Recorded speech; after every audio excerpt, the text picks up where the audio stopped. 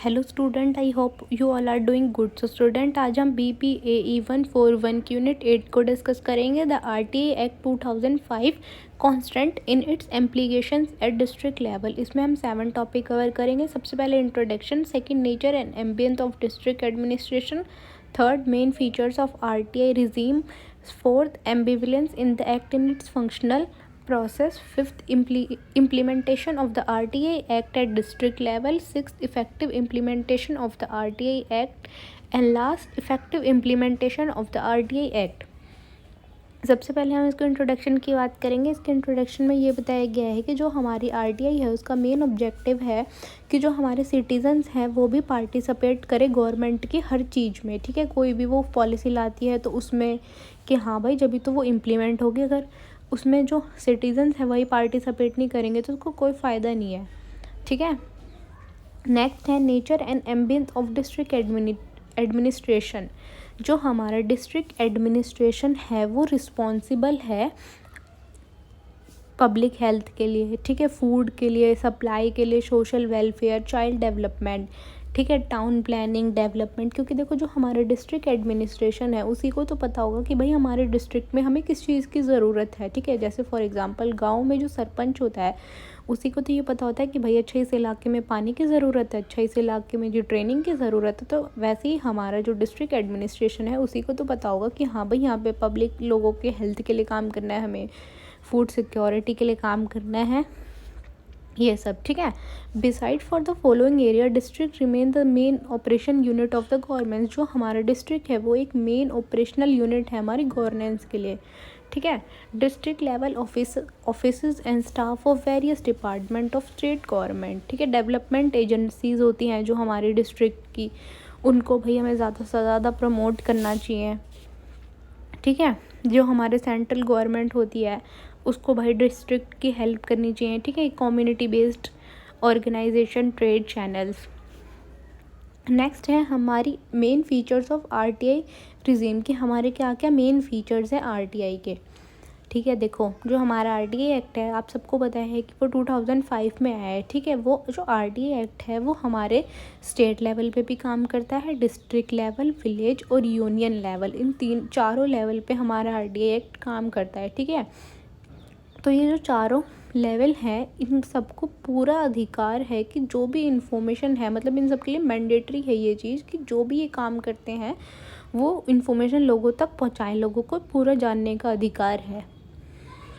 ठीक है, अगर हमें क्या करना है कि अगर हमें अपनी गवर्नमेंट को इफ़ेक्टिव बनाना है तो हमें अपनी हर इन्फॉर्मेशन क्या है सिटीजन्स तक पहुंचानी है। ठीक है, अब हम कैसे पहुंचाएंगे? हम अपनी वेबसाइट के थ्रू पहुंचा सकते हैं।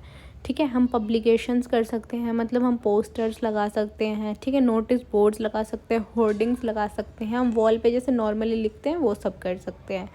ठीक है, और हमारी गवर्नमेंट को ये मैंडेटरी है कि भाई उसको अपनी जो भी इंफॉर्मेशन है वो एक सॉफ्टवेयर में क्या करनी है भाई, एक सॉफ्टवेयर में रखनी है। ठीक है, एक वो भी एक सिस्टमेटिक मैनर में कि जब भी कोई भी उस इंफॉर्मेशन को मांगे तो क्या है हमारी गवर्नमेंट उसको फटाफट वो इन्फॉर्मेशन दे दे। अच्छा जी आपने इस चीज़ की इन्फॉर्मेशन मांगी, लो जी हमारे सिस्टम में तो ये है ही, लो। तो उसको क्या होगा कि हेल्प मिल जाएगी, उसको इसको इन्फॉर्मेशन चाहिए क्योंकि उसको जल्दी से जल्दी इन्फॉर्मेशन मिल जाएगी। ठीक है, नेक्स्ट है ambivalence in the act in its functioning process. देखो एम्बिविलेंस क्या होता है कि देखो कोई भी एक चीज़ है, ठीक है, फॉर एग्जांपल हमारी कोई प्रोग्राम या कोई पॉलिसी हमारी गवर्नमेंट ने इंट्रोड्यूस की, तो हमारे देश में इतने सारे लोग हैं। ठीक है, तो सबका सोचने का तरीका, सबका रिएक्शन उस चीज़ पे क्या होगा, डिफरेंट होगा, क्योंकि सबका माइंडसेट क्या होता है, डिफरेंट होता है। ठीक है, देखो जो हमारी टर्म है सस्टेनेबल फाइनेंस, देखो फाइनेंशियली स्ट्रॉन्ग होना सबकी नज़रों में अलग अलग होता है। ये नहीं कि अच्छा जी आप पैसों से स्ट्रॉन्ग हो तो ठीक है जी आप फाइनेंशियली स्ट्रॉन्ग हो, नहीं, आपका सोचने का तरीका अलग है उस चीज़ को लेके, मेरा सोचने का तरीका अलग है। जितने भी लोग ये वीडियो देख रहे हैं उन सबका सोचने का और समझने का तरीका क्या है, डिफरेंट है। ठीक है, तो कन्फ्यूज़न कब क्रिएट होता है, जब एक ही चीज़ है उस पर जो हमारे क्या है फीडबैक्स हैं जब वो हम देते हैं तो वो डिफरेंट हो, तो उस वजह से क्या होता है हमेशा कॉन्फ्लिक्ट्स होते हैं। नेक्स्ट है implementation of the RTA act at district level, major constant.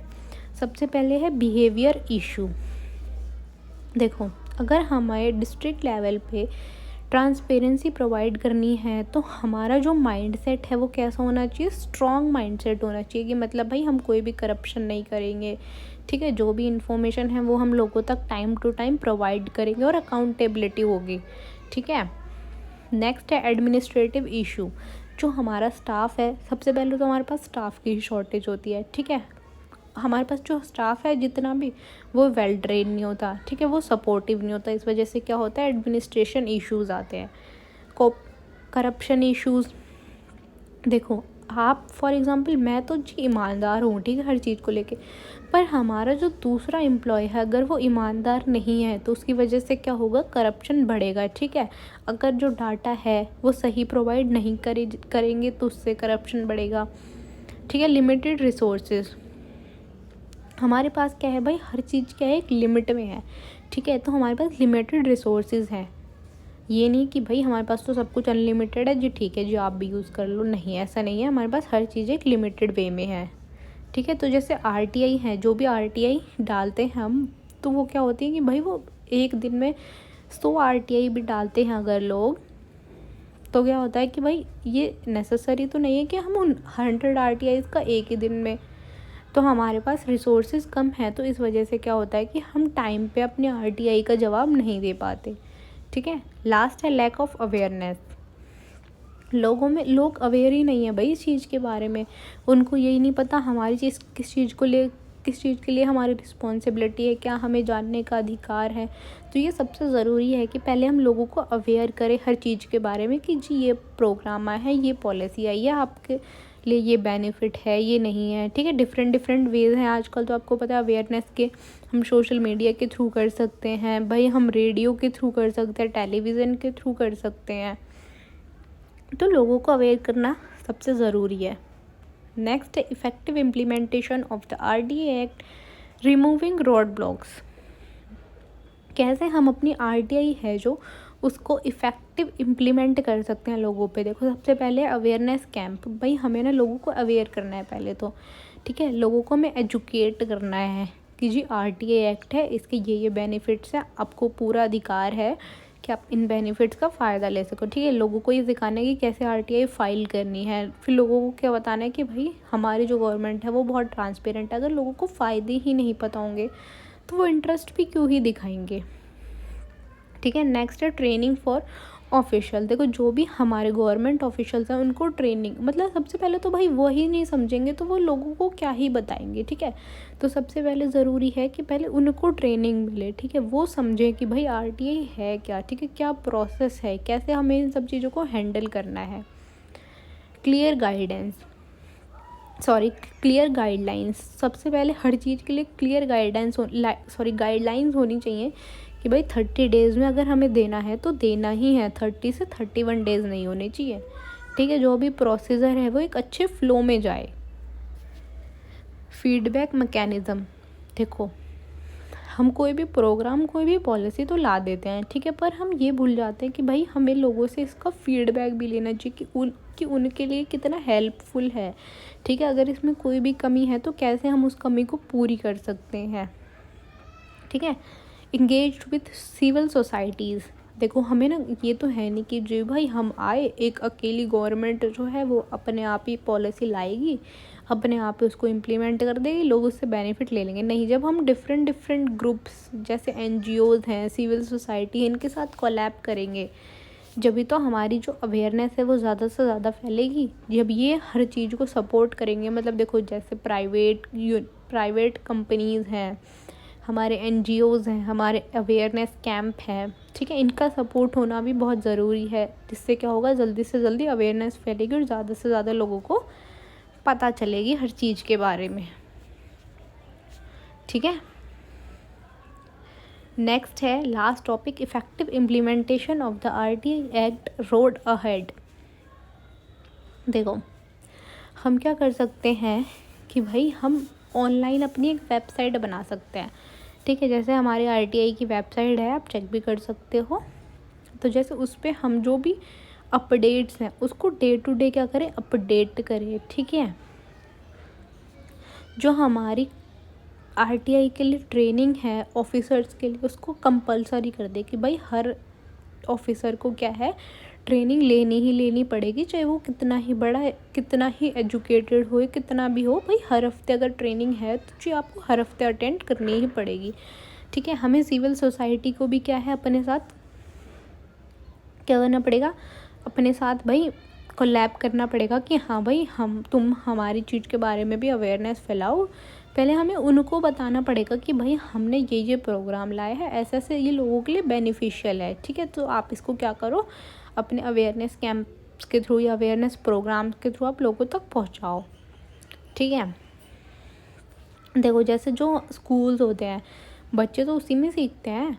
ठीक है, तो क्या करना चाहिए हमें मिडिल सेकेंडरी और हाई स्कूल लेवल पे क्या कर देना चाहिए, एक सब्जेक्ट कंपलसरी कर देना चाहिए कि भाई आप लोगों को जानने का पूरा अधिकार है हर चीज़ के लिए। ठीक है, हम स्कूल्स में क्या कर सकते हैं, ऑर्गेनाइज़ कर सकते हैं एग्जीबिशंस, ठीक है, क्विज़ ऑर्गेनाइज़ कर सकते हैं, टेस्ट ले सकते हैं, और फिर बाद में देखो हमने कैंप्स तो लगा दिए। ठीक है, कैंप्स लगा दिए, लोगों को बुलाया, ठीक है भाई ये है, ऐसे ऐसे है, और ख़त्म। उसके बाद हमें चेक भी तो करना पड़ेगा कि किन लोगों को समझ आया, किन को नहीं समझ आया। अगर जिनको नहीं समझ आया उनको भी तो समझाना पड़ेगा। अब ये तो नहीं है कि अपना काम करा ख़त्म। फीडबैक बहुत ज़रूरी है। ठीक है, तो जैसे स्कूल्स में हम कंपटीशन करवा सकते हैं, एग्जीबिशंस कर सकते हैं, टेस्ट ले सकते हैं। उसके बाद क्या है कि भाई हम चेक करेंगे कि उनको कितना समझ आया, कितनी उन लोगों के बीच अवेयरनेस फैली और कितनी नहीं फैली। ठीक है, तो फीडबैक लेना बहुत ही ज़रूरी है हर चीज़ का। आई होप कि आपको ये यूनिट समझ आई होगी। वैसे एक बहुत ही इजी सी यूनिट है, बहुत ही छोटी सी यूनिट है। ठीक है, अगर फिर भी किसी को कोई डाउट, कोई दिक्कत, कोई परेशानी है तो आप मुझसे कमेंट्स में पूछ सकते हैं। Thank you for watching.